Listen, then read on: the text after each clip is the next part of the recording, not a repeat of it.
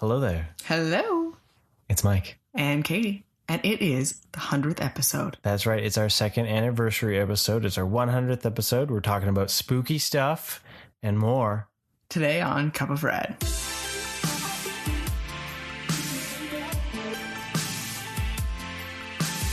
Hey, everybody. Hey, everybody.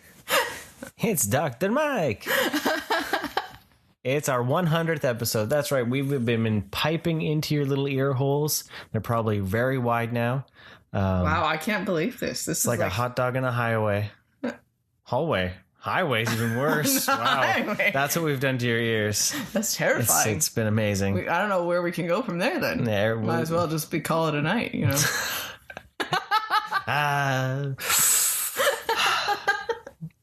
Yeah, we just jumped right into that. Yeah. Because it's the 100th episode. That's right. We've been around for 100 episodes. And, you know, we thank you for listening. Every single one of you for coming by. No matter how many episodes you've listened to, whether it's been 100 episodes or 2 episodes, we appreciate your ears for our lovely, sensual voices. That was so nice, Mike. Yeah. Yeah. I wasn't going to be mean. I know. Because that would just be a dick move. I don't know when you're mean to anyone. I think so. The whole goal of Cup of Rad was always to try to stay pop culture positive. Hopefully we've stayed that way. We only have a few Cup of Rage moments, but generally it's inclusive. Well, it's trying to find the positives in things that we like and enjoy sharing and talking about our opinion without being a Cup of Rage, right? Yeah. Because that's never a fun thing to be, and especially in our world, especially in 2020. 2020 has been a very strange year for us because usually we've done a lot of newer movies. We spent the bulk of the year doing RADnesia, right? Like what? I remember when we've done a few new movies, and it was like, this feels so weird. It was like March was the last new movie, and then it was like Bill and Ted. Yeah, well, Trolls. A few things that they dropped. Just a few things. Just a it's strange. sprinkling. So then you like try to find like old but new experience movies. Yeah, right. So it's like trying to find it. Right. So it's been definitely a strange year for us. I'm glad that, you know, y'all stuck around and stayed with the zaniness. Yeah.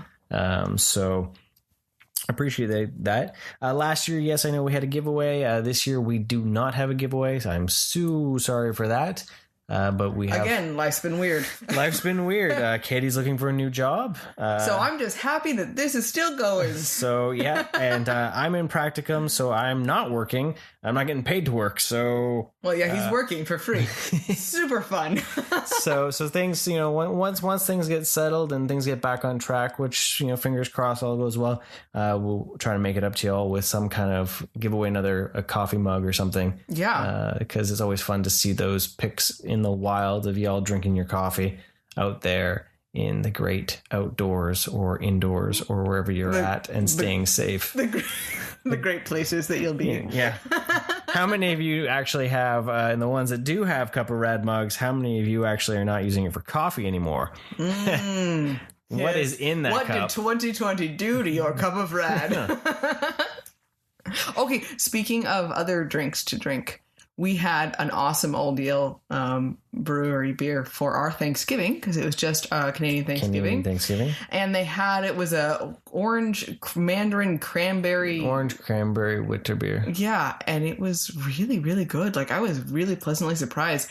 It was very mellow beer wise, and it was kind of, sounds funny, it kind of tasted like a mimosa.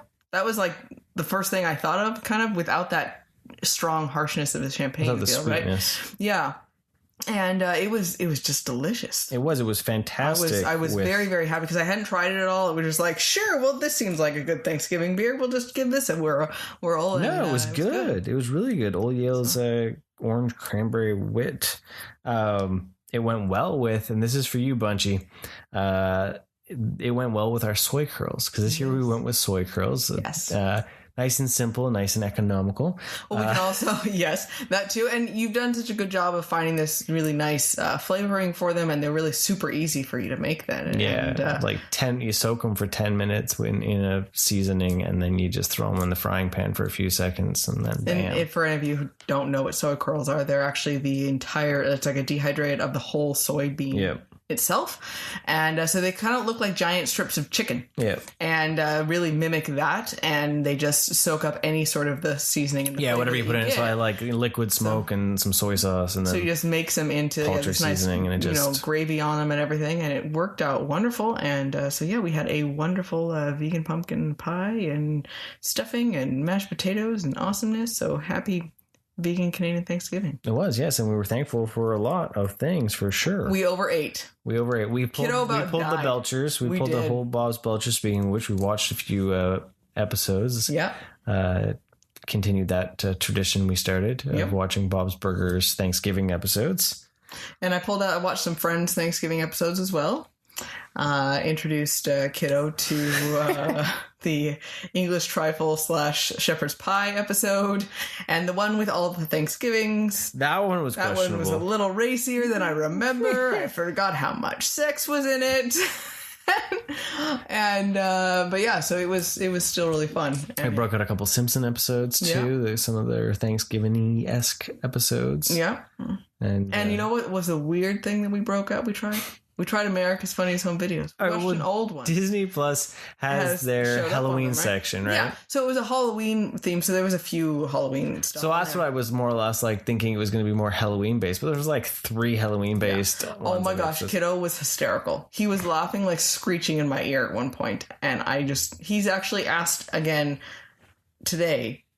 So can we watch some more America's Funniest Home Videos? Like, oh my goodness, wow. Created a monster. Yeah, so he just thought that was hilarious. So yeah, we had some fun. Well, it was a weird feeling of being like, well, how did they do all this? It was like video cameras before their phone. Well, because now we just post things online and then that was it. You don't win $10,000. Instagram, right? And so now it's like, no, you had to like save those up and like put them in there and see what would happen. Yeah. So that was a weird thing. That was something that was always watched Sunday night, I think it was like, because with my grandparents, they never really ate at the table. It was like, Well, we watched it all the time when Bob Saget was the host. That was when I watched it the most. And then I looked it up. It's been going on 30 seasons. Started in 1989. Yeah, that's insane. Like, oh my goodness. That's insane.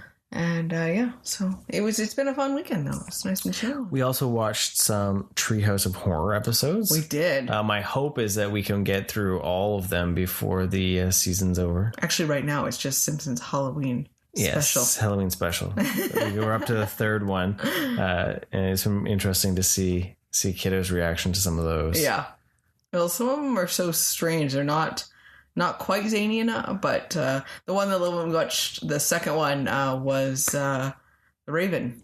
Yeah, which was super fun. I like that. Funko is bringing out a pop, but it's a box lunch exclusive. Yeah, and that would be Bart a cool one. Yeah, on the pile of books. That's pretty sweet. So. Okay. You know what else came? Guess what we're thankful for is the Thundercat showed up. Oh my goodness, it actually happened, people. Thundercat showed up. I picked those bad boys up, and they're pretty cool. I'm really happy we got them. Mm-hmm. They're really awesome. I think, honestly, this is going to sound weird, but I think Mumra is my favorite one. Yeah. Just because of that cloth cape and everything. Is a really cool figure. And Jacko-Man's really fun to pose too. And so then like Lino and Panther are right there too. It's just a great set of figures. I'm really happy with it. If you saw on Instagram, you would have seen that I was posting some photos of it. The only thing is I did run into a problem. My Lino second head is not milled properly. So Sadness. I'm in talks with Super 7 on how to either repair or replace. Yeah. Because right now I can't even get it onto the peg. And I tried and it didn't go on properly. And it scared me. I was worried. I was scared I was going to break the actual figure trying to get it back that would off. Be worse. So we'll see what happens. But I'm really stoked I got them. I'm really happy. They're great figures. They're kind of like heavier duty Marvel Legends almost. Mm-hmm. They're not super posable. Like they have got a lot of articulation, but they're not like ridiculous, and they're pretty sturdy, like how they stand and everything. Mm-hmm. So I'm impressed with the paint, the detail with the lack of smudging. Sounds funny, but the lines are clean, especially around the eyes. It's always a bigger problem. The fuzzy fingernails, the little tiny places are actually really well done. Well, even the wash to give the muscles some depth. It's not just there's one some color. shading to it, right? Exactly. And so some of that stuff I'm really impressed with for sure. So hopefully we can get a little bit of QA stuff fixed up and we'll be good to go. So I'll be desperately waiting for those next set to come out because that'll be awesome to get those. Yeah. I'm just having fun. I'm like trying to figure out what to use next, what accessory, what picture I can kind of take, and what So I'm really excited for those. They also announced their Wave 4 of TMNT. Yeah. So Donatello's already pre-ordered, and I have to go on and pre-order your Mondo Gecko and Casey Jones. Because those are really awesome. I would love Muckman. And I've already shot for Christmas next year. Yeah, right. It's great. What else happened? I read the TMNT versus Power Rangers crossover book. That was really cool. We got that from Toy Traders. Brian over there helped me get that. That's a fantastic read, especially if you're a fan of TMNT and Power Rangers. Blends them together. The turtles get to wield the power, the Morphin Grid power, and they get to fight green powered Shredder. Nice. And they get to drive the Megazord. The only thing that was kind of strange was the fact that the other crossovers always had them going to other dimensions, right? Mm-hmm. This one was basically like they were in the same world at the same time. Oh, okay. So that was a little trippy, right? Kind of like just a trip. And the turtles knew of the Power Rangers, but Power Rangers didn't know what the turtles, right? Oh, okay. It's kind of like a weird but it was a lot of fun. It was a great read, so totally worth finding if you can, because it's a fun one. Nice. We watched some cartoons this weekend too. We finally got to see the Amphibia crossover with Gravity Falls, and that was super fun. That was so weird. It was super weird. It's like, what was the point of it? I know, right? But it was kind of fun to see that style of character and just to hear Stan again, right? And the curator, right? So just the creepy wax museums of things, right? So so that was fun, and got some more DuckTales, which is always a good time. Yeah.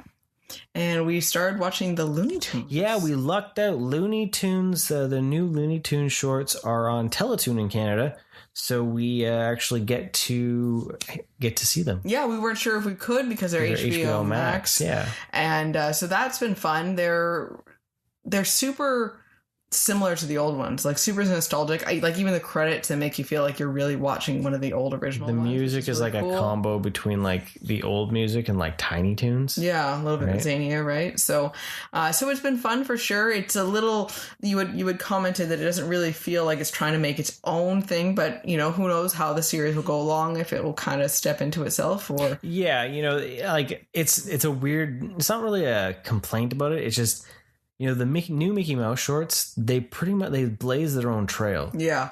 They told their own stories, and they added Easter eggs, and they added all those kind of little tidbits, and they kind of tweaked the character's personality to kind of match more of now. Mm-hmm. Whereas the new Looney Tunes shorts just feel like they're old cartoons. Yeah. Bugs is the exact same. Yeah, so but then the fact that the one we watched today with the big red hairy dude, I can't remember his name. No, I suddenly cannot remember his name. I knew it exactly. That felt like I felt like I'd seen that cartoon before. Yes. Right? It literally didn't feel like anything too different, new, right? So that was kind of where today I kind of noticed that. The Porky Pig and Daffy I'm enjoying more because those ones feel more fresh. Yeah. The Bugs Bunny ones have felt a little bit more we've seen this before. Yeah. Right? So yeah, there's only so much different types of humor that he can have because he has so much of the same style.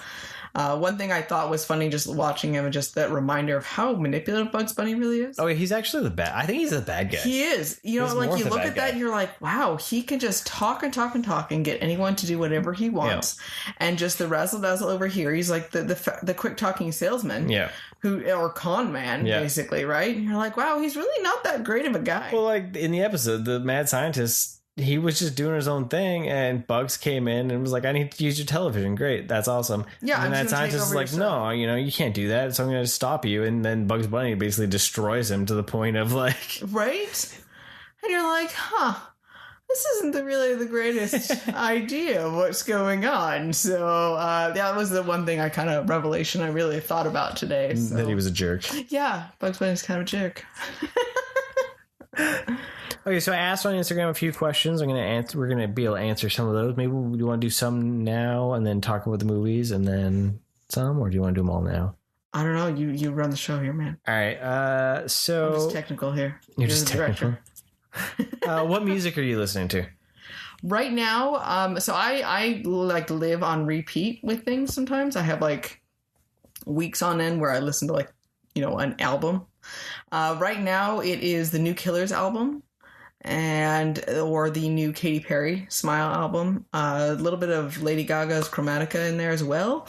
And then also by default, if it's not one of those, it's just our rad music playlist that we made that has a little bit of everything of you and me that we're trying to share with Kiddo, and it's kind of like our own just little radio, right? Yeah, so it's been a good little thing to have, actually. Yeah, and it's super awesome because we kind of trying to stick away from any of the harshness, like the explicit type songs, but it's all the way from the 60s till now, and you never know what you're going to get. I mean, we went from Eric Clapton, it was a Cream song, to Rage Against the Machine. Yeah, sure, why not? So that's really what I've been listening to. But as I say, like, the other day I had Katy Perry's album on repeat all day. Like, I've been really liking the new Killers album though. It's a good album. I love it a lot. Is there a song you like the most? I think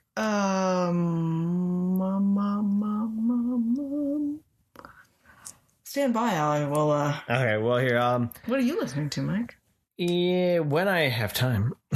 Yeah, right. Actually, I feel like I haven't. I've been like crashing after my practicum. I literally, I these last couple of weeks, I realized I've just been a lump. Haven't been going to the gym or anything. I just like literally just come home, have a coffee, grab an apple, and then just like pass out. Because the place I'm at is like 3 flights of stairs, and I'm up and down them every hour. Yeah. If not more. So it's been a bit like, wow, but of course the Airborne Toxic event, I love that. It's always there. It's just it's a good default of I don't know what to listen to. Airborne Toxic event. And then a lot of Bishop Briggs. I just like her voice and her lyrics, right? And that Champion album is really good. It's a good workout music, actually. It actually really fits when I don't really know what I want to listen to. Yeah. So. And then Radkey. Yeah. A lot of Radkey right now. Yeah. Just because it's just a really, it's like punk alternative. Because some of their stuff's a little harder, some of it's not. I like the lyrics. I like that they're kind of nerdy. Yeah. Honestly, right? Listen to June's. It's got the Krillin lyric in it. Yeah. Right? Like I love that style. Like some of their lyrics are really impressive. So. For the Killers, the 2 songs I like the most off of Imploding the Mirage album are My Own Soul's Warning and Dying Breed. Okay. Those are my 2 favorites ones. So nice. So yeah. So hopefully that answered your question. That's what we're listening to. Hopefully you find that interesting. And if you do find on Spotify, I think Katie's is just called Rad Music. Yeah. So I think I'm really liking the new Katy Perry album. I really liked Witness, her last album, for some of the songs where I really, really enjoyed. But this one I'm liking even more because it's not full explicit for everything. Like I can actually have it playing and Kiddo can be in the room. And Witness was very difficult to have him around. Yeah. It was really harsh and there was a lot of swearing in every song. And there's a time and a place for that, but that was relegated to my car and my driving, right? And so being able to listen to this one, I can have it as kind of dance party music and it's more upbeat and positive, not so harsh and kind of relatively angry sometimes. Yeah. And, so I'm really, really happy with that one. And Chromatica is like a piece of art. It's like a stage musical or something. Yeah. Like it's beautiful. Nice. So anyways, there you go. It's been nice and exciting. New music, gravitating towards it because of something new, right? Right. No, totally.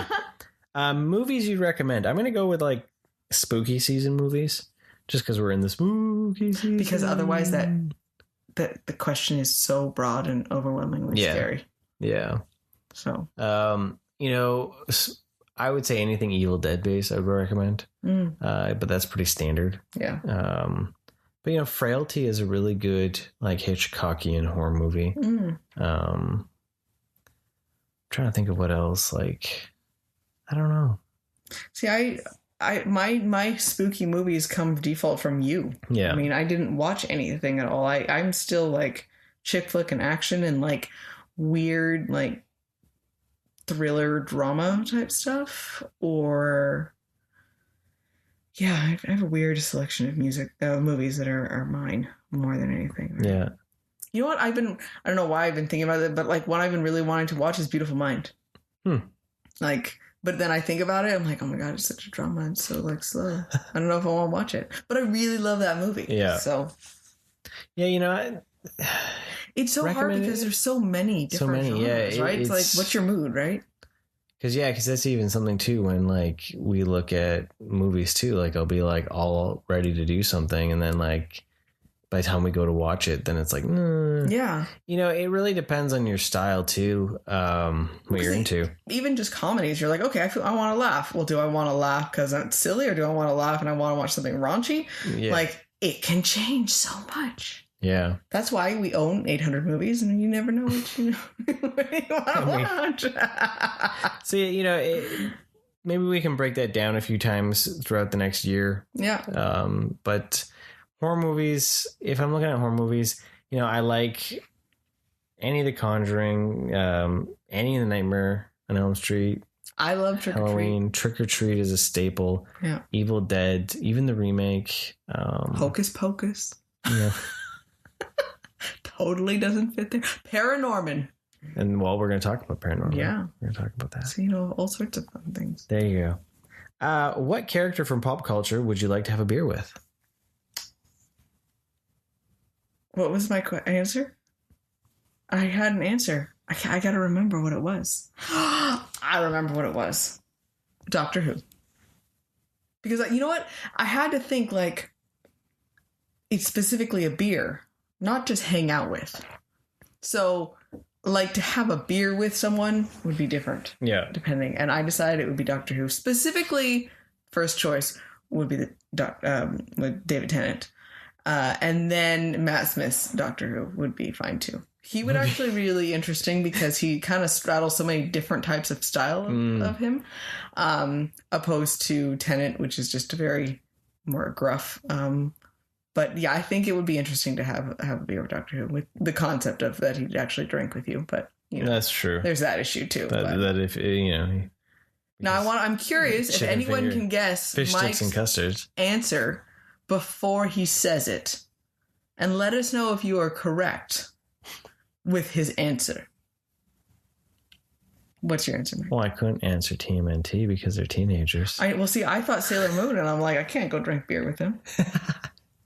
Granted, in one of my manga, they totally they were full on drinking, like wine and everything. And I was just like, in the last short story I read, actually. I was like, what? They are in middle school. What is wrong with these people? But anyways, okay, so now if everyone has probably guessed Mike's answer. Well, see, I would have also said Roger Rabbit, but we know what alcohol does to him, right? That would have been funny. So okay, that just ends that whole scenario, right? Just done with it, right? Okay. So, I think it'd be interesting to drink with Wolverine because just to hear the stories. Yeah. See, that's why I want Doctor Who too, right? You know. Be like, the biography feel, right? Yeah. So you can't say Batman either because Batman doesn't drink. No, and he wouldn't share anything anyway. No. He'd just look at you. Yeah. Shut up, you're a fool.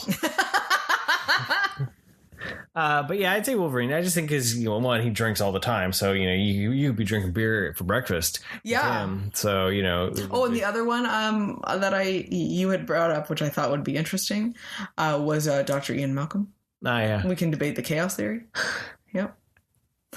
Speaking of which, I guess Goldblum recreated, if you've seen online, he recreated that iconic scene of shirt open Malcolm on the set of Jurassic World 3. Nice. And I want Funko to just do that. Like, even if it's an exclusive, just do that, as an exclusive, just because it would be hilarious to have old and, young. Old Ian Malcolm. Yeah. Nice. In that same pose. Nice. But he's not all bloody, right? It's just sassy, right? So. What about like Zeb? Or like Rex or something like that. Like that would be kind of fun. Yeah. Like Star Wars wise. Some Star Wars. Yeah. Yeah, Solo, Zeb would be good because he'd have some stories. Yeah. Kanan, like just hang out with him. Zeb, you might have having a good story after because swings a little both ways. Things got weird. Next question, Mike. Okay, well, what is the best kind of bear? Well, a Build-A-Bear. A teddy bear. Specifically a Build-A-Bear. You can put clothes on them and make them talk and fill them with warm, fluffy hugs. Yeah. I have made lots of Build-A-Bears in my life. Yeah, probably with too you, many. for you, from you, for parents, for children. So many Build-A-Bears. Actually, you know what? It's funny is we watched a show on Disney Plus. It was all about the grizzly gauntlet in Alaska, and it was interesting seeing like with the polar bears and the grizzlies and the brown bears and the black bears and all that. Just that all these different bears, right? I used to love polar bears when I was younger. And I saw how dirty they were. I'm not gonna lie, a lot of it was the Coca-Cola bear. Yeah. Just being honest. Then you find out that they are not all fluffy and white. They are actually mostly yellow. From the pee. And it's gross. Like, nature sucks. But I have seen polar bears at zoos and everything, and they're still pretty dirty. They are still pretty dirty. But I mean, that's what happens. White in nature just does not work out well. Like, white on a t-shirt doesn't work out well. So what do you expect, right? But I always did love polar bears. I think they're fascinating creatures. But then you find out, like, bears you thought were bears were never bears at all. Like koala bears? Yeah. Yeah. Panda bears. Yeah, or panda bears, yeah. Right? They're not bears. They're marsupials, right? Yeah. Yeah. So yeah, that's the other thing is I would love panda bears, right? Like, so it's like, they tricked us. Yeah, so... You know what's funny is when I bears are tricky. Tricky little bears. Yogi bears? Like... You know what's funny is, like, seriously, when I first thought of this question, I'm like, well, there's grizzly bears and there's black bears. And then I just stopped there. And now I think how ridiculous that was, because then we start listing up all these other bears. And there's... Yeah, like...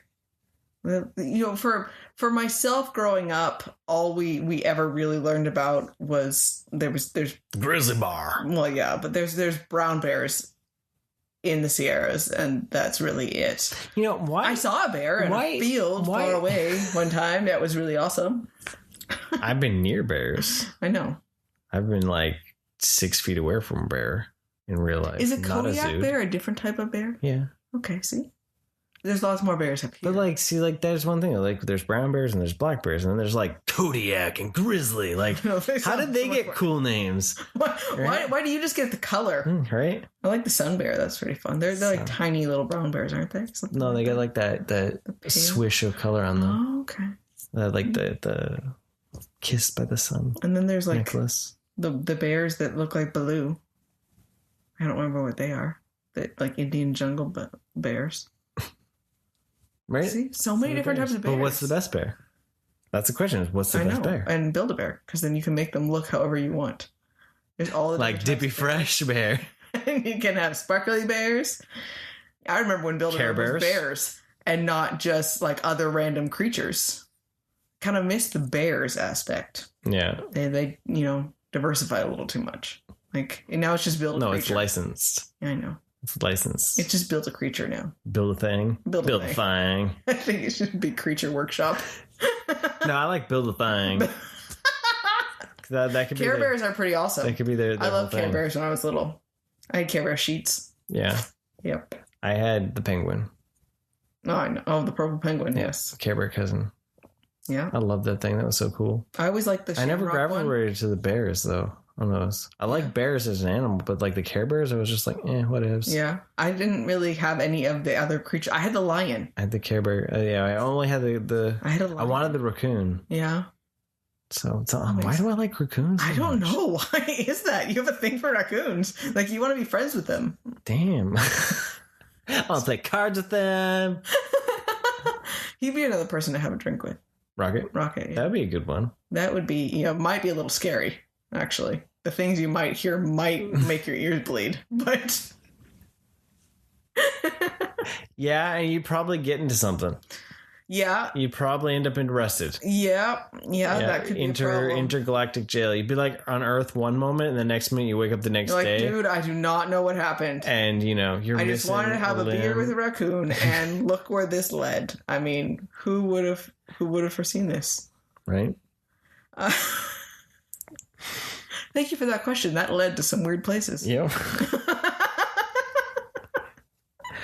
What do you do to stay motivated?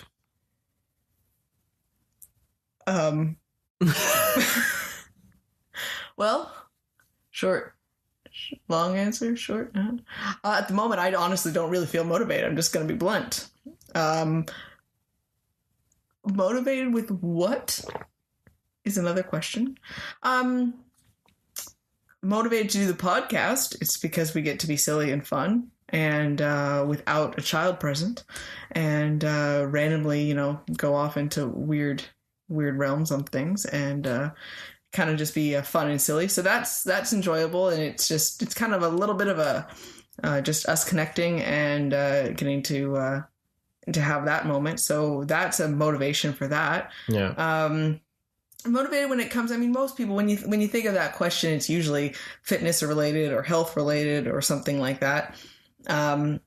It's been difficult. The concept of motivation, I think, is not as important as the concept of discipline, because your motivation is going to come and go, and your discipline is what really is going to keep you going for things.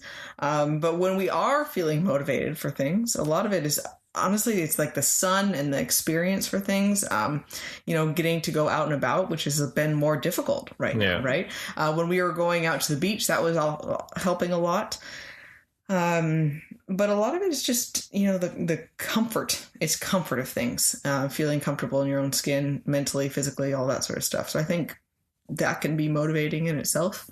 And what about you?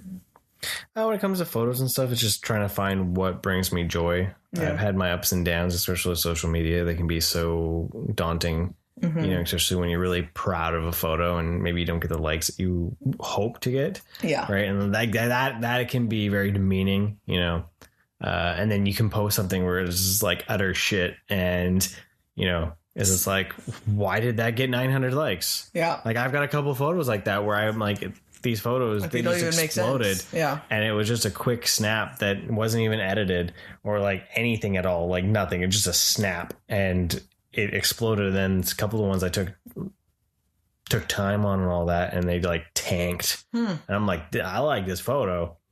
And what I learned from that is just, I got to do it for myself. Yeah. And do it for my hobby and my enjoyment. Because the moment I keep looking at those numbers and comments or shares and all that is when it becomes a job. Mm-hmm. And when it becomes a job, it doesn't become fun and I lose my motivation. Yeah. When I'm just having fun and just doing whatever I want. It makes you happy. Yeah. Except for when y'all report me for crazy shit. Like those couple like extra like violent-y ones I did that got reported. Yeah, that was weird. All right. So, but yeah, no, just having fun. It's got to be joy. I think, doing it for your own self, whatever makes you happy is your best motivation. Even when I go to the gym, if I really feel like I've got good music on and it's making me smile and happy to be there, that's the best motivation, If I get something positive that I feel afterwards too, then great. But it really is, it comes down to what makes you happy. And I think in anything, hobby, exercise, anything like that is really, you got to intrinsically feel excitement about doing it. Yeah, exactly. So. If you could have any special guest on this episode, who would you have and why? You know what? Honestly, my first thought would be, I don't know why I want to sit down with Sam Jackson.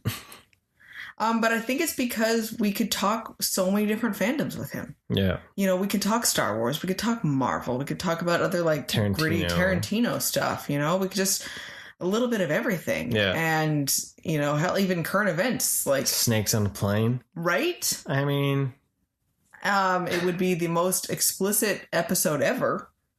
And it would be amazeballs. That would be, yeah. Samuel Jackson would probably be one of those ones that would just like... Yeah. Be like, just run loose, man. Just... Can I change my answer to beer to have a beer with Samuel Jackson? Because he's pop culture, right? Oh, yeah. There you go. Because... Which version of Sam Jackson? I don't really care. Just anything. The essence. The essence of Sam Jackson. Yeah. Just talk nerdy to me, dude. And I'll just sit back here with a smoke. That's one of those people I think that that's on your list of people you'd love to meet. Oh yeah, I think. But it would literally be like community moment with LeVar Burton. Oh yeah, I said I didn't want to meet him. I just wanted a signed photograph. Is everything okay with him? What about you? I mean, I know it's hard to top that. I mean, you can't top the man, but anyone else that you would like to enjoy on the show? That's fantastic. Now that I've totally taken the best possible choice possible, now you can answer, because it's not ever going to come to what my expectation and how everyone's like, damn, that's a good choice. Mike's is going to suck balls. I didn't say that. You implied it. Nope. It was a little earmark of like, because I now the pressure's on. What about No, the pressure's there now. I'm under pressure. Rob Paulson. Yeah, Rob Paulson to be nice. On the podcast, wouldn't he? Be on the podcast, yeah. I mean, that would be awesome. That'd be a good one. Yeah. But I was like, well, speaking of Rob Paulson, Animaniacs. I was going to say, I forgot about that. Yeah, yes. Animaniacs, the Hulu trailer dropped, and it was a Jurassic Park parody, which was hilarious. It was fabulous. Go find it now. Well, finish the episode first. Go find it after the episode. It was awesome. You know, there's a lot of people, though, that would be fun to have if you'd be able to get that kind of, like, notoriety to be able to, like, voice actors would be super fun. Voice actors, I think, would be my favorite. Like, Greg Sipes would be pretty cool. Kevin Michael Richardson. Yeah, oh, yeah. You know? Kevin Michael Richardson would be dope. He would be so much fun. Right? That would be awesome. Tara Strong. Yeah. Like... We just want to hear voice actors, you know? Right? Yeah, like, I think that would be great, because... I don't think they're getting it now, right? But like, it's sad to see, because like so many like the old ones are like getting into their career, and now voice acting is like huge. It's cool now, right? Yeah, right. Now everyone's like, oh, I don't have a face for pictures. Now I'm going to go into cartoons. But yeah, I can't really think of anybody else at the top of my head. Like David Tennant. We can drink beer, be on the podcast, so I can kill two birds with one stone. Oh, snap. There you go. Or we can also hang out with Scrooge McDuck. Right? And it would be fabulous. That is the thing. That'd be so cool to be able to get to that point where you actually could have like more celebrities and stuff. Yeah. You know, I think that would be fantastic. I would be starstruck half the time, so it would just be a lot of dead air. It's a little overwhelming. And they'd just be like, blah, blah, blah, blah, blah. Are you okay? No, I'm not. I'm not. I can't believe I have seen him starstruck before, and it's adorable. It's so easy to be like, you know, to just kind of have those moments of like, the holy crap, like I'm meeting you. Like, you know, it might be easier if you were just like doing like a, well, even online. I mean, I don't want to like knock down his like stardom, but even when I met Tom Welling, I still was just a little overwhelmed. Yeah, you know, it takes like confidence to be like, okay, I'm going to speak now. Or when you met Bruce Campbell, you know, you're like, right. Well, because sometimes too, like he was just such a big personality. He would barely let you get a word edgewise, right? Yeah. So there you go. You know, Jim Carrey would be pretty cool. That would be fun. That would be a little overwhelming, but I think that would be, you know, just to hear him talk. It's been fun to see him. We made this comment. He's been on SNL now because he's playing Joe Biden. Yeah. And, you know, all this time when he was doing comedy, he's never there. And now he's there for political reasons. Right. And this last episode, it was quite funny to see him, turn into Jeff Goldblum. Yeah. That was just the weirdest thing. And it's like, wow, he did a great impersonation of it. Right. But it was Joe Biden impersonating Jeff Goldblum at the same time. As a fly. As a fly. And it was just so weird. So, yeah. There we go. Yep. Any more questions? Are we done? Well, there's the giant fan casting one that we didn't really get to. We're working on it.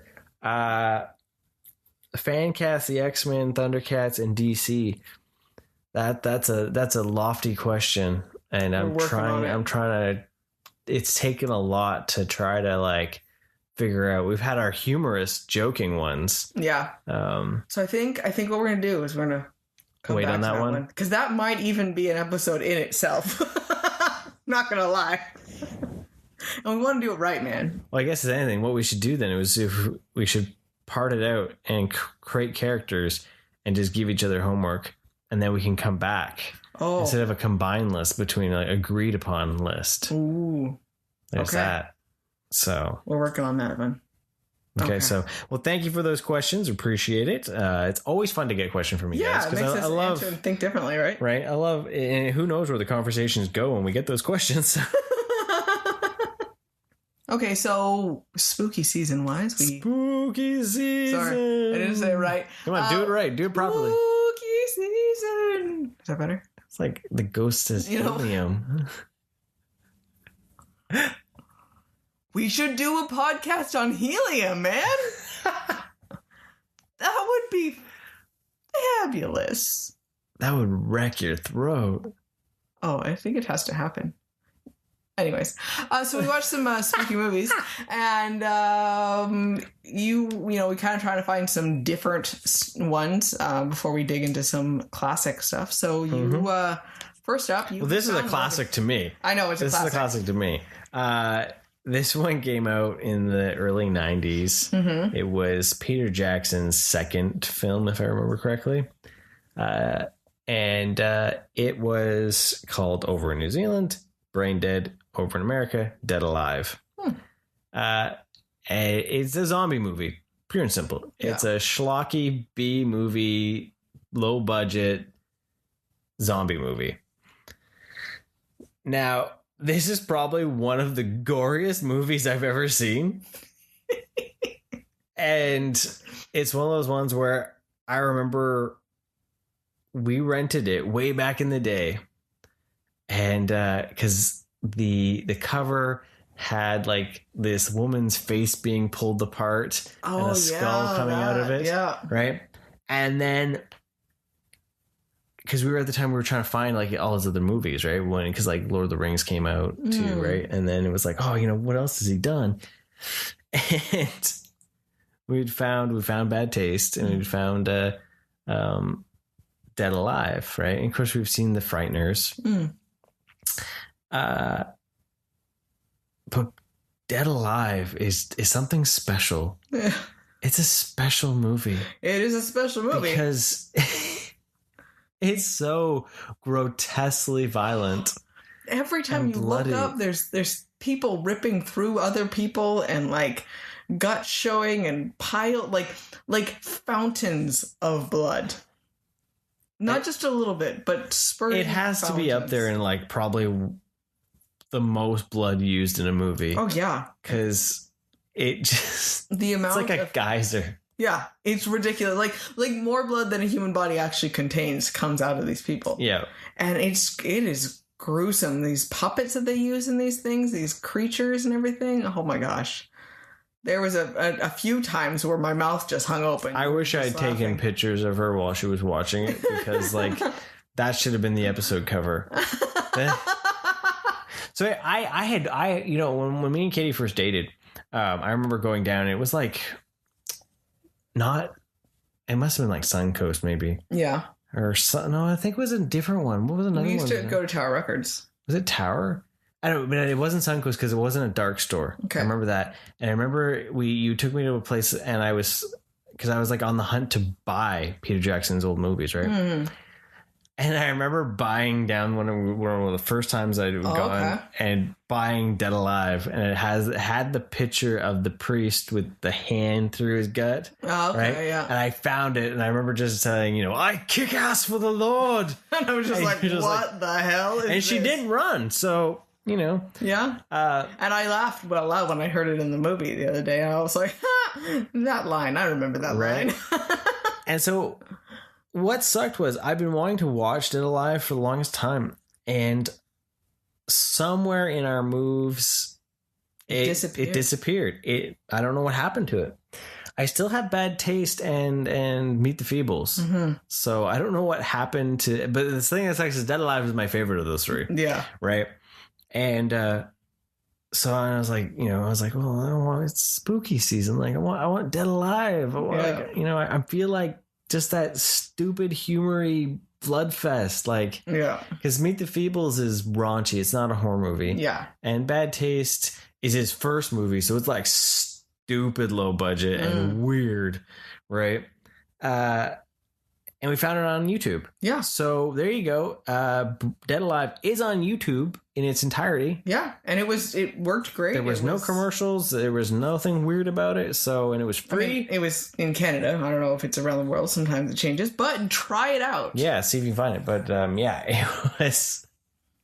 So the story is basically that on Skull Island, catch that nod. Mm-hmm. This guy finds this Sumerian rat monkey. Oh, that thing's so creepy. And the locals are trying to stop him from taking it off, and it ends up biting him, and the group that he has decides to say, it sees that he got bit, so they kick him out of the truck, and they go, he's got the bites! And they hack him up. Wherever they see a bite, they hack him up, and the prosthetics they use to hack his arm off is bloody rubbery goodness. Like, it's just so much blood. Right? And so then they sell it to the I don't know even who they sell it to the zoo. Yeah. Right? And I just love the look of the guy's face when he gets his money. It's so bad acting, but it's hilarious. He just has that like dollar bills, yo, as he like walks off with his wad of cash. Yeah. Because it's supposed to be like the 50s, right? Yeah. So jump to New Zealand.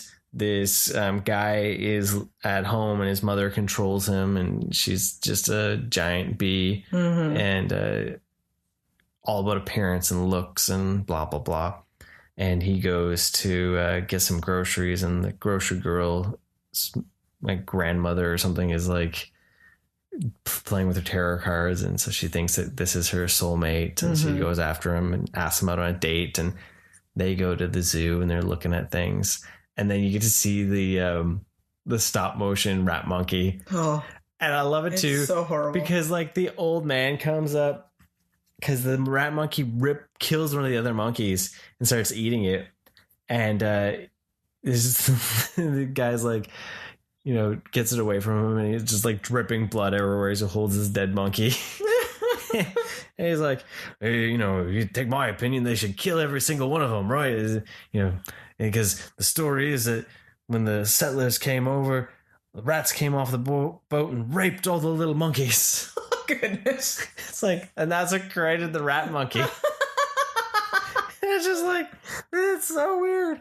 Well, then his mother gets bitten by the monkey because she's spying on him on his date. And she ends up stepping on this thing, and it explodes its little head with it's like, those little like stress ball squeeze things where the eyes bug out. Basically, when she steps on it, that's what happens. The little eyes pop out. And like red pussy stuff starts popping out. Ugh. Well, then she gets bitten and she's infected. And she's trying to hide it. Well, her skin starts falling off and starts like just falling apart. Well, yeah, and they try to glue her face back on. Yeah, she's trying to like have dinner and she's all like glued together and falling apart, and her ear drops in her custard. Yeah, and her boils shoot pus into the other guy's custard. Yep, and he eats it. And he's like, nice and creamy, just the way I like it. And then she eats her own ear. I'm gonna be sick. This is so brutal. It's like, oh my God. And then when the nurse shows up, then she bites the nurse, and then he has to fight the zombified nurse, and animals start getting eaten, and blood is everywhere, and creatures are everywhere, and everyone's just eating everything, and he's trying to hide them the entire time. Like, and then he starts collecting these zombies down. Well, then they think she died, right? Yeah, because he's filling her with sedative, right? So then they go to have the funeral for her, and then they're filling her up with the formaldehyde, and then she wakes up, and then just this pussy green shooting gooey formaldehyde zombie comes out, and he sedates her. And then they collect him. And then the greaser guys that attack him, and it's just. And the kills at the end when he finally decides that enough's enough, and like Well, I love how they like rip people in half and like bones come out of him, and yet the bones are still working somehow too. Like you have like the legs, they're like skinned, and the legs are moving still, and it's like all the skin and the muscle just gets peeled off the skeleton, and yet the skeleton still works. You know, all these lovely things that don't make sense that are just or when the greaser's intestines fell out and his lungs and his rectum. Oh yeah, and the intestines are still working. Yeah, like. You can even see the fart. Yeah. Oh, you know what? I mean, or the baby, or whether the priest and the nurse have sex and they have a zombie baby. Zombie baby. And that scene, he brings it to the park and he's like beating the shit out of it. And these moms are sitting there and he's just beating the crap out of this baby. He's smacking it on the ground. He's punching it and banging it against the and these swings. Moms are just like, oh my God, what is happening?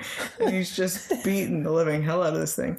And so it's totally horrible in a wonderfully awesome, ridiculous, schlocky way. Because it's I think you know what? It's not, for me, myself, it makes sense that I would never have experienced before, but it's something that's worth saying if you just want to be like, oh my goodness. When he finds his lawnmower and goes through that crowd of zombies, that is peak zombie killing action. Yeah.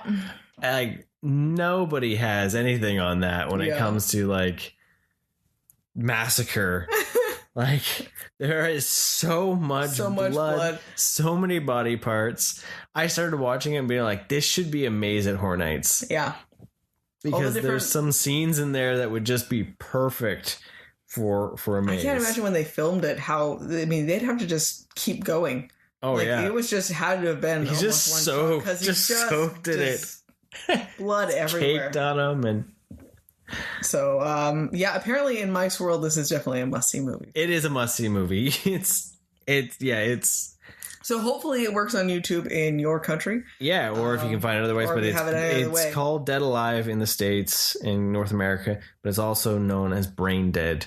Actually, Brain Dead in New Zealand, because it was done with also the government in New Zealand. It actually played more in 1992 than in New Zealand cinemas than Batman Returns did.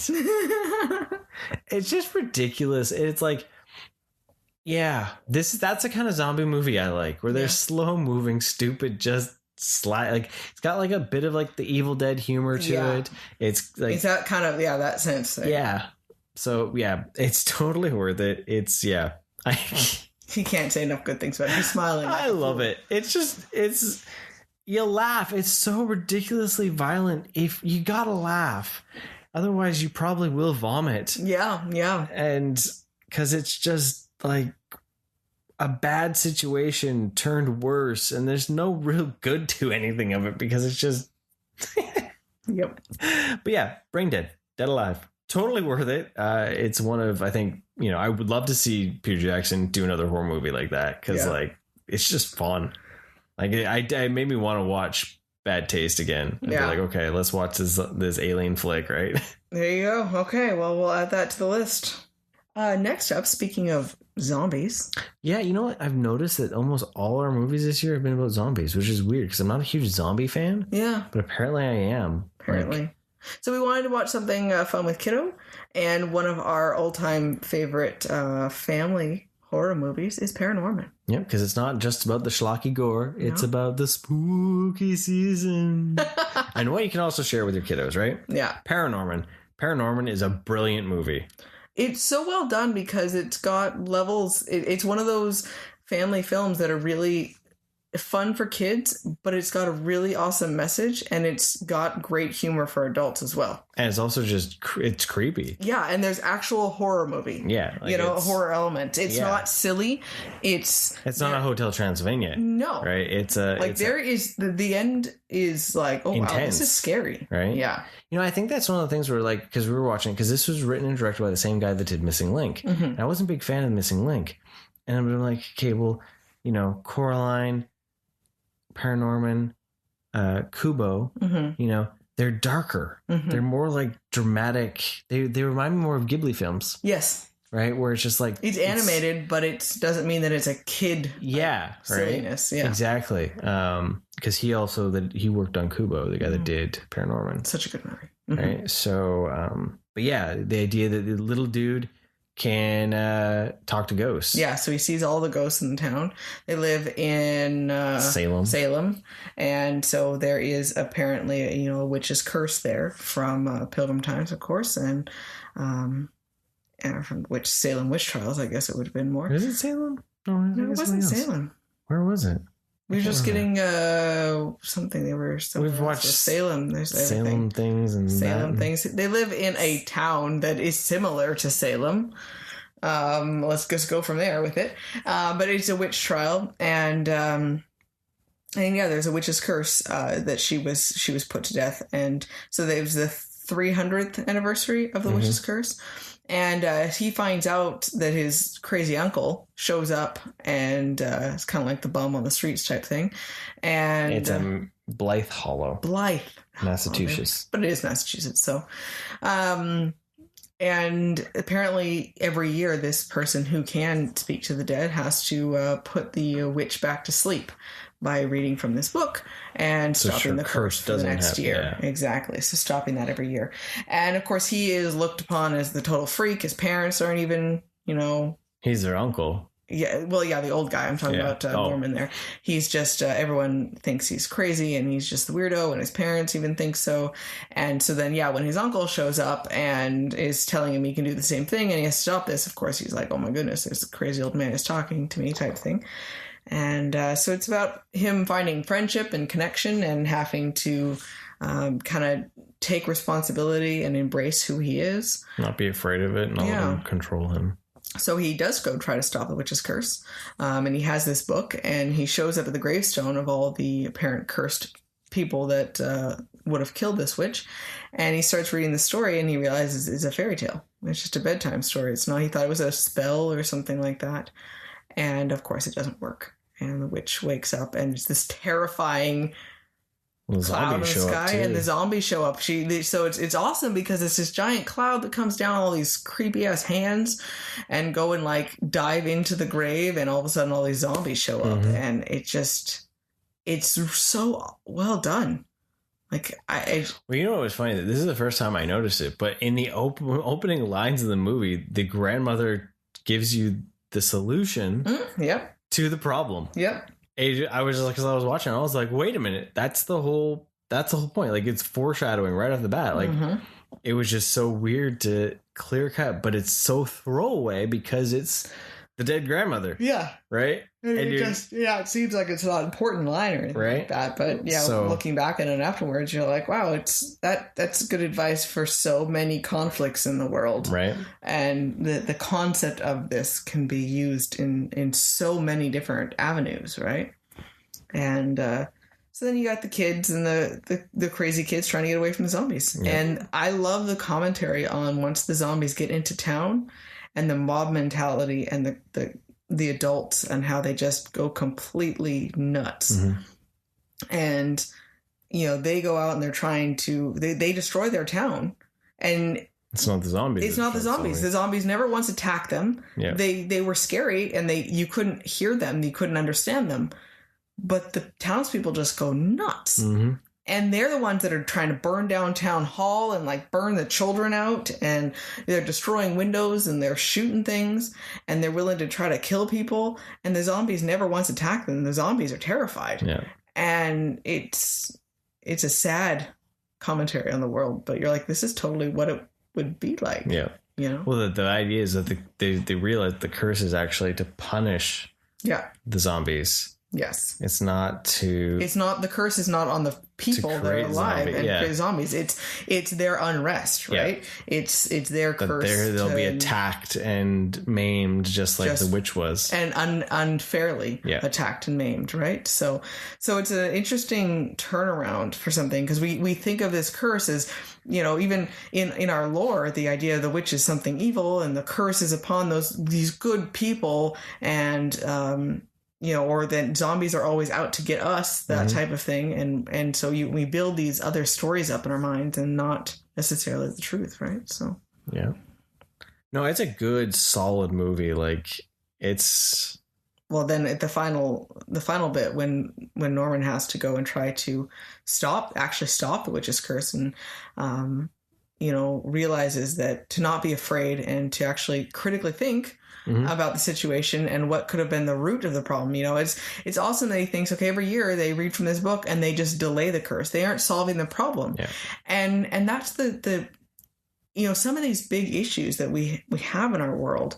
We put Band-Aids on them, and we just want to delay them for someone else to have to deal with. Yeah. If I delay it for this year, then maybe I don't have to worry about it next year. Or, we are constantly delaying those things. And, well, what is the cause of it? Can we make it actually go away completely if we dig deeper and face some fears and figure out and maybe apologize or right some wrongs or do something like that? Can we actually make the problem go away altogether and sit down and talk about it and work through our problems and find the reasoning for it? Find a solution. So, yeah. I'm blown away by how awesome of a story it really is. And then it's all done in a really scary fashion with humor. So it's perfect.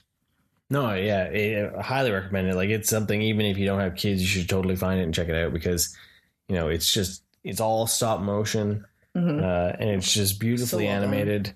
And there's not anything that I can, diss about it. The humor's great. The little jokes, little nods to different like horror in it as well is fantastic. Like the little dude that his phone goes off and it's the Halloween theme, and then he's out there standing out there in a hockey mask. Yeah. Want to play some hockey? Oh yeah, it's good stuff. Like ParaNorman is just one of the we watch it every year, and it's a good movie. Like it's a solid movie, and can't say enough that's good enough like about it. Like it's one of those ones where you almost just need to like stop listening and go watch it. Like no, they don't get to stop. They have to finish the episode, then they can go watch it. You have like, we're giving you homework. I mean, Jesus. Yeah, homework. Wow. There you go. Halloween homework. There you go. There's one of the things we recommend, especially the spooky season. There we go. We definitely highly recommend ParaNorman. As I said, ParaNorman. Like, yeah. It has Scooby-Doo references. It's good stuff. Like, so good. So good. Okay, so go watch ParaNorman. I mean, okay. There we go. Boom. So we decided to watch something new. It is a new one. Yeah, we took advantage. It's not a RADnesia. New move. I like that. Yeah, there you go. What would a new move do? I don't know. It's like a dance move. I got too excited. So Netflix dropped a new movie. A new movie. And it's not your traditional spooky movie. No. Because it's not really a spooky movie, actually. No. It just takes place during Halloween. So Katie was saying that she wasn't really feeling Halloween. And the reason why I think we were doing that too was, yes, we've been watching spooky movies, but we haven't even gone to like a spirit or anything like that this year. Because really Halloween weird. Doesn't really feel like it's happening this year, right? Because the lack of like costume prep, and we haven't had a spirit, and so it was weirdly warm, so it didn't even really feel like fall until like yesterday, and so it's the idea of watching something truly Halloween felt kind of funny, right? But this was exciting. We looked at this and we saw the trailer, and you and me were like, oh, we need to watch this, right? Yeah. And they were like, okay, what should we watch tonight with kiddo, blah, blah. And I was looking at the parental guides and all that, and I was like, this could be questionable. And I told him he can take all responsibility for what we were about to do. And they were like, okay, you know what? Let's do this. So what did we watch? We watched Hubie Halloween on Netflix, and it was an Adam Sandler, Happy Madison Productions movie. And honestly, I think when we watched the trailer for this, it's like, this reminds us of Happy Gilmore and Billy Madison and Waterboy. So some old Adam Sandler stuff, right? Some ridiculous, silly, and so that's why we were excited for it. Yeah. And because of the Halloween aspect, we thought kiddo would probably get. And it said it was a family movie. Yeah, it said it was a family movie, so I was like, okay, try it out. And you know what? It's a stupid movie. Yes. I'll let it right off the bat. it is stupid humor. It is ridiculous humor. It's not the smartest in humor. Mm-hmm. With that being said, but surprisingly, the end message is so freaking good. Yeah. I was blown away by how much I really did enjoy it. Right? Like the way they end that movie and the lesson that is in that film for the state of our world. Yeah. It was just like, it's just further proof that bullying can't go away until we, the adults, stop. Yep. Because what we do models for our children. And that's the whole premise of the movie. And ParaNorman had the same message. Yes. And so hidden within this movie where, you've got Adam Sandler playing someone with a disability of some sort. Yeah. And his words are weird and he's focused on these things and he's a scaredy cat, but yet he loves Halloween. Mm-hmm. And like when he's riding his bicycle, things fly at him that shouldn't fly at him, like flaming arrows and televisions and all this stuff. And he's hated from, by everyone in town, but yet he is still a good person to everyone. The nicest person in town. He treats everyone with respect. And that's like the message was like the idea that it's like, a true hero is someone he always thinks about other people and not about himself, right? Even when they're being mean. Yeah. Right. And yeah, I had a lot of I laughed hard. Yeah. I laughed hard, the ridiculousness, because it just took me back to like the 90s. Well, and Kiddo really actually laughed out loud. He had a number of times where he laughed out loud. And that's one of the things we have a hard time trying to find his humor, because like he'll watch stuff and he won't laugh, right? Yeah. So when he laughs out loud, like, okay, where are we going with this, right? Like, it's your stereotypical Adam Sandler movie. Yeah. Weird talking dude gets the good looking lady at the end. Yep. Like it follows that formula to a T. Yep. It's the spot the cameos. Yep. It's like, that person hadn't been in that. Oh, there he is. Yeah. So, but it's funny. Like I was like really impressed. Like I laughed. I laughed more than I thought I was going to laugh. Yeah. And I would watch it again. Yeah. Like I can add that to our Halloween list. Yeah, like, movies. Because it's just fun and stupid, and it made my night awesome. Well, it was a cool twist to the end of something you didn't really expect to have happened. And it really helped the message really well. Yeah. For sure. So. Right. So yeah, no, if you're feeling down, it's pretty good to watch. Yeah. If you just want to laugh. Yeah.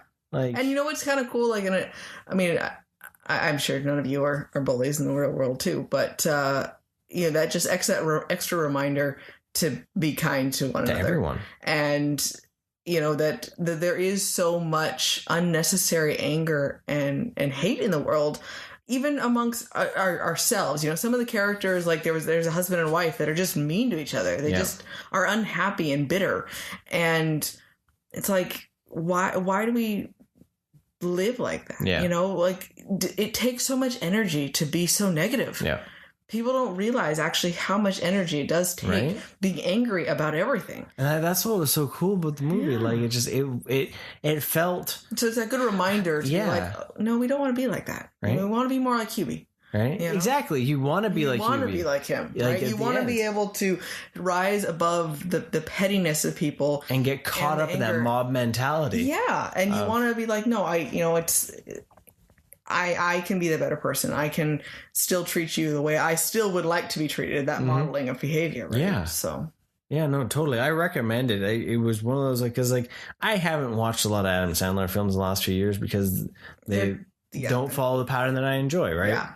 And this one here, boom, I was just like, this is fantastic. This is just a hilarious, ridiculous good time that you just laugh at. So if you like old Adam Sandler movies, then we definitely would recommend this. Yeah, totally. If you're only a fan of his like 50 First Dates, not gonna really enjoy this. Like you're looking at like honest. The Waterboy. It's very Waterboy. Yeah, you gotta. Yeah, if you don't like Waterboy, you probably aren't gonna watch this. Yeah.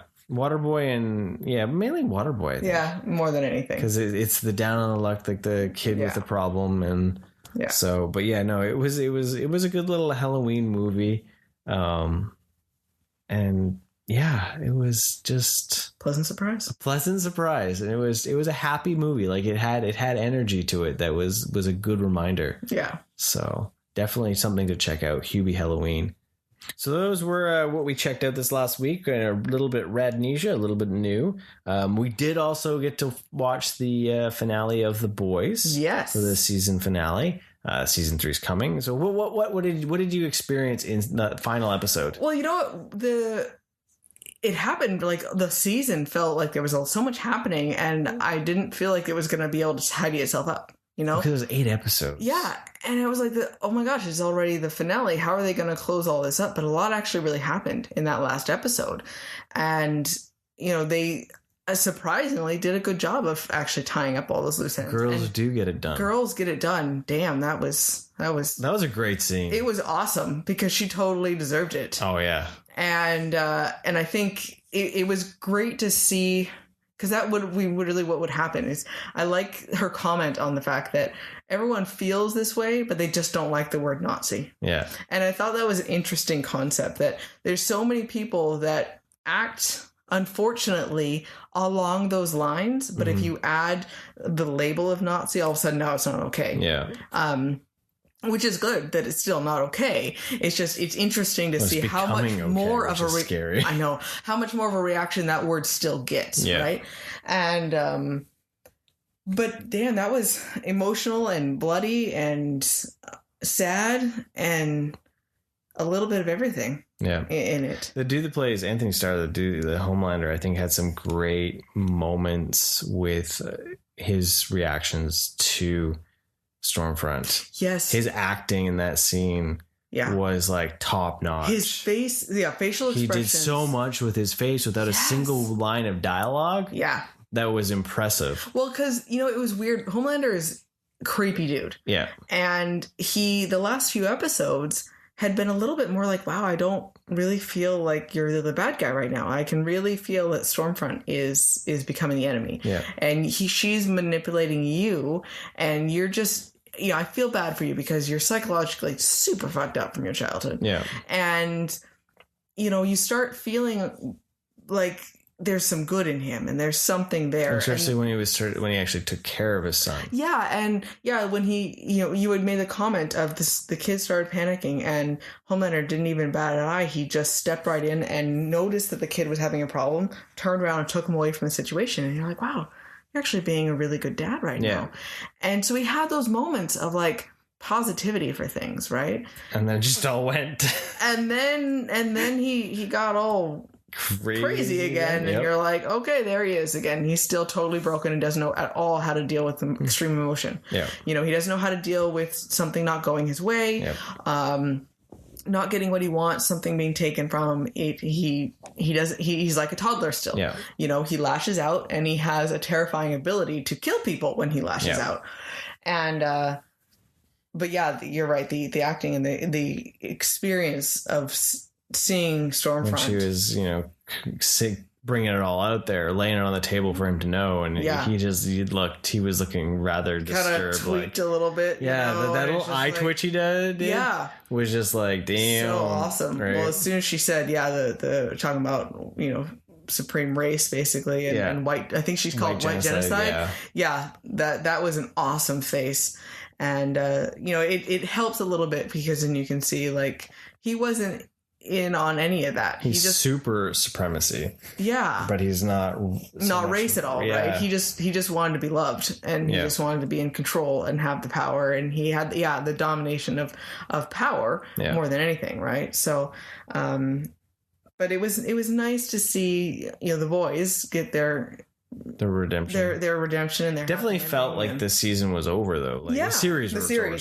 Yeah. They titled, and when you found out, it was because they weren't sure if they were going to get a third season or not. Yeah, at first they wrote it that way, and then they added those few little scenes at the end to kind of like give you a teaser. So that was one thing. Talk about all with Homelander, and he's like, okay, well, he's scary, but he's not the creepy guy anymore, you know? Because for the first little bit of this season, he was creepy. Like, there was a few more, your skin kind of crawled, like, oh, wow, you're really messed up, you know? And it was all happy and la la, and then he's jacking off on the top of a building. And you're like, I can do whatever I want. There's the creepy factor. Now, I still feel bad for whoever was walking on the street down there. Yeah, because you're like, oh, look, lucky. Oh, crap, that sucks. A bird shit on me. No, it's super jizz. Yeah, that's what happened. What a horrible situation with that. Now, I got a question, though. Like, does it come out faster? I don't know. It's pretty high up there. I mean, he would have. You would think he would be like able to like bullet? Extreme velocity shoot this thing out. So can you imagine like damage by super jizz?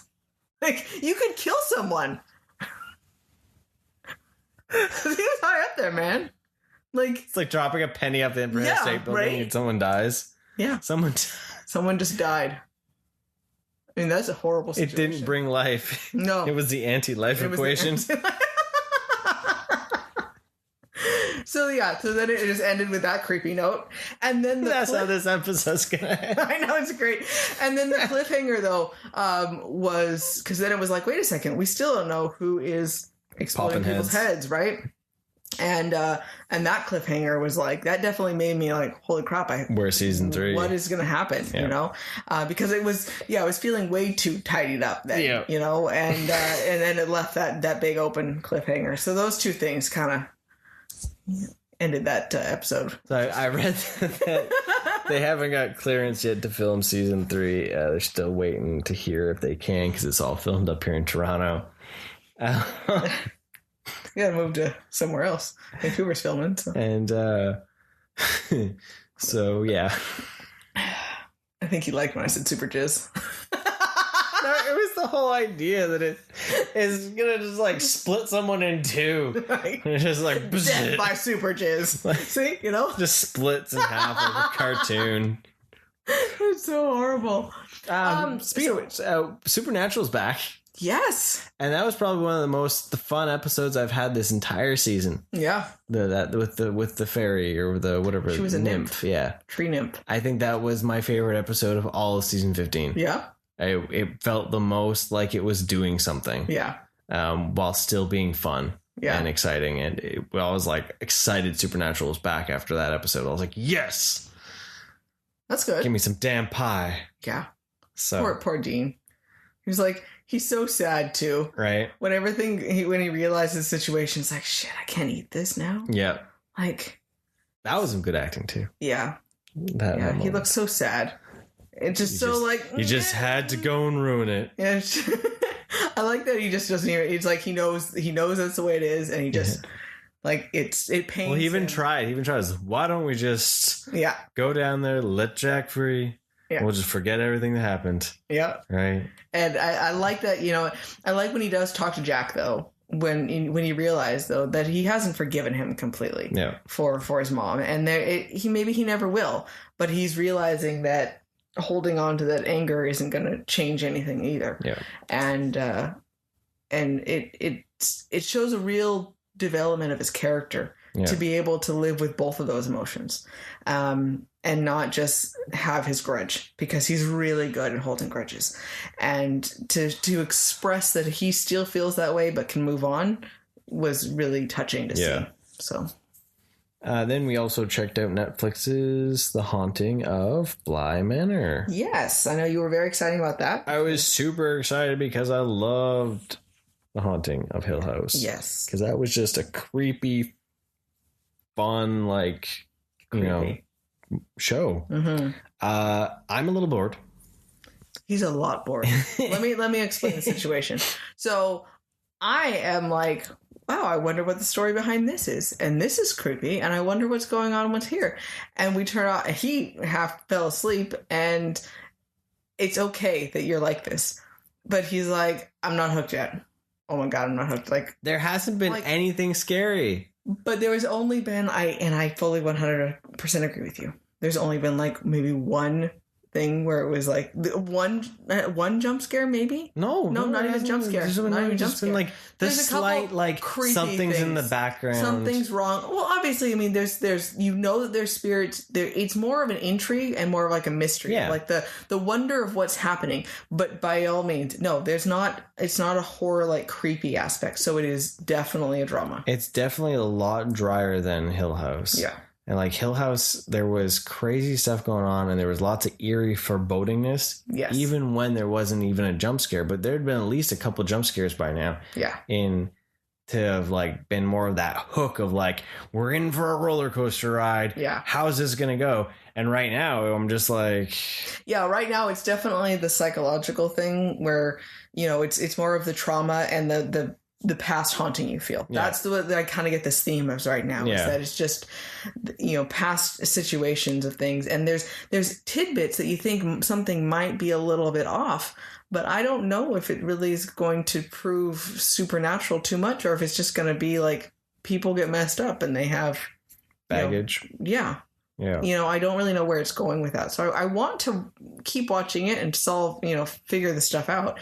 But it I just definitely need to doesn't shift have my thinking. I just need to think that I'm it not doesn't watching have like oh my goodness, I need to know what's happening. I'm not watching a haunting movie. I'm just watching a gothic romance. That's what it feels like right now. Yeah. So if it changes and it picks up, awesome. But we'll talk about it again once we eventually finish it, because now we know it's going to take longer than we originally thought. Let's be honest. Because Mike's not going to want to watch it. It's not going to be like, so what are we watching? Because Haunting of Hill House, we binged. We watched it in one day. Yeah, because it was actually watched all 8 episodes in one day. Yeah. You had a day off from work, and we just and that was all we did, right? Yeah, because we were hooked. This is not going to be the way. I can guarantee he's not going to want to watch it until next weekend or something, and maybe not even then. So we'll see what happens. I'll just watch it for him. He'd probably be okay with that too. No, but so yeah. But what we are going to do though? What are we going to do next week? We're going to dive into some classic slashers. Yes, some of those. So I'm still not sure if we're going to do like the first out of the series, or if we're just random one just for. Let's find giggles. The worst ones and see what happens. The worst ones. Yes. Okay. Well, because I know we're going to look at something from the Halloween series. We're going to look at something from Nightmare. You did want to watch Halloween, the new one, though. So yeah, and maybe something from Friday the 13th. So if we watch Friday the 13th, we're going to watch Jason 10. The worst. There we go. If we can find it. But we're going to do, it's like that classic slashery, like monster-y thing. Because it's close enough now. Close enough to Halloween. To amp up the spooky movies. Yeah. I think we might even break out Hocus Pocus for our family-friendly viewing. Kind of try to really push into Halloween there, because the following weekend is Kiddo's birthday celebration. Yeah. So we can't really dictate things. I'm going to have to be like, what do you want to watch? Or what do you want to do? What do you want to do, right? So but maybe we'll get some more horror movies on our own, because then when he goes to bed, maybe he just seems to want to watch Thundercats or play his video games. Yeah. So we might be able to say, sure, go play Animal Crossing Halloween and figure it out, So but yeah, we got slasher movies coming up next. So that'll be fun to dive into. Episode 101. 101. Ooh. So yeah, maybe we'll have to figure out which ones are the weirdest or the wildest. Yeah. Or it'll just be like, here's my list, and bing, that one. Wheel of Slashers, 10, 10, 10. What is the knife? We might need to do that. Okay. Well, everyone, thank you so much for listening to 100 episodes of Cup of Rad. Hopefully we've kept your cup warm and toasty and your ears gently loved. Yours is so much more poetic. I was just like, stay rad. Take care, everyone. Thank you for joining us, and have a wonderful day. Thank you for listening. Want more rad content? Follow us on Facebook, Instagram, and Twitter. And don't forget to subscribe, rate us, and leave us a review. And remember, be excellent to each other, and party on, dudes!